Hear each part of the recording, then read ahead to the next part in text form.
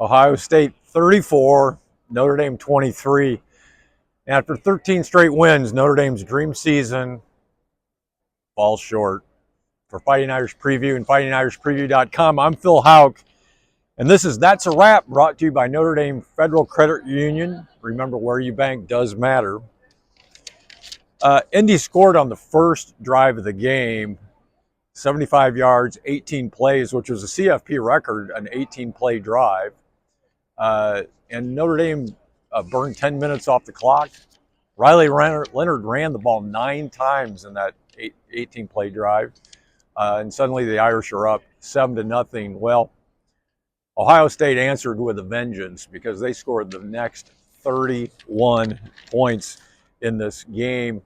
Took a big halftime lead, and the Irish were scrambling to try to get back into it. The Irish did make it interesting in the second half with 2 Jaden Greathouse 34 and a 30-yard touchdown receptions. The second one particularly spectacular, a one-arm grab in the corner of the end zone. And 2 two-point conversions to get within a score, 8 points. But OSU kicked a late field goal to end the threat. They went up by 11, and that was all she wrote. Ultimately, the Irish were upended here tonight in this game by an inability to run the football. Of course, that had been a strength of the Irish all season long. Tonight, on 26 carries by the Irish, they gained just 53 yards. 40 of those were by Riley Leonard, most of them on the first drive of the game.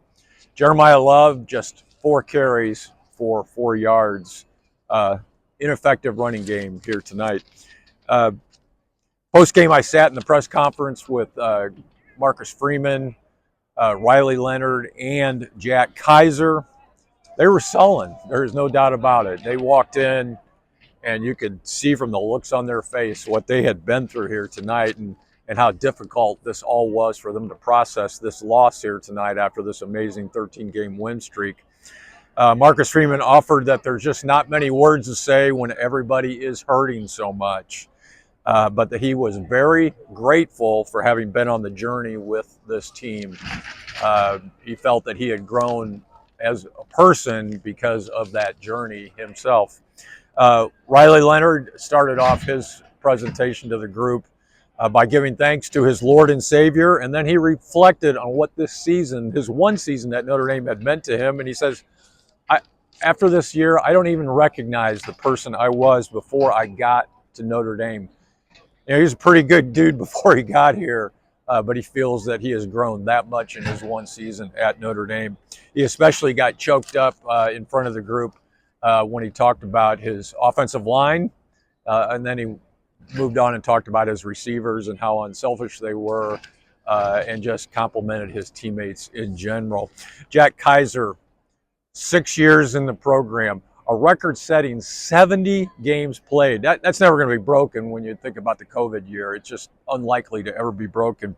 He was the most emotional of the group. He was barely able to get it out, but he did say that complimenting his team meant that these guys gave everything to the cause. So the Irish end their year at 14-2.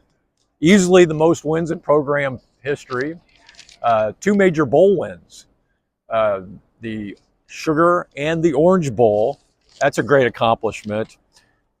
And they will open up 2025 next August 30th back at Hard Rock Stadium, the site of the Orange Bowl, 8-9 days ago. And that will be a big one to open the season because it's against Miami. And God willing, Fighting Irish Preview is going to be there to bring it to you. I want to give thanks to the Fighting Irish Preview team, Adam Schenkel, my producer of the podcast and the radio show, photojournalists and digital and brand strategist Chad Ryan and AJ Houk, and our hardworking intern Caleb Conrad. In life, it's about the journey, and being on the journey with this team has been life-changing. It has been just an amazing, amazing year. The Irish fall short tonight. I also want to thank my family for putting up with me being gone so much. over the and here comes Ryan Day right behind me that we'll be able to catch on the camera here in a second. And he just finished his post-game press conference. But anyway, I was thanking my wife, and I do greatly appreciate. She knows how much I know how much she has sacrificed, me being gone so much. Irish fall short in the national champion game, but without a doubt, Notre Dame football is elite again. And so next season is something to look forward to. For Fighting Irish Preview, fightingirishpreview.com, I'm Phil Houk, and that's a 2025 national championship game season wrap.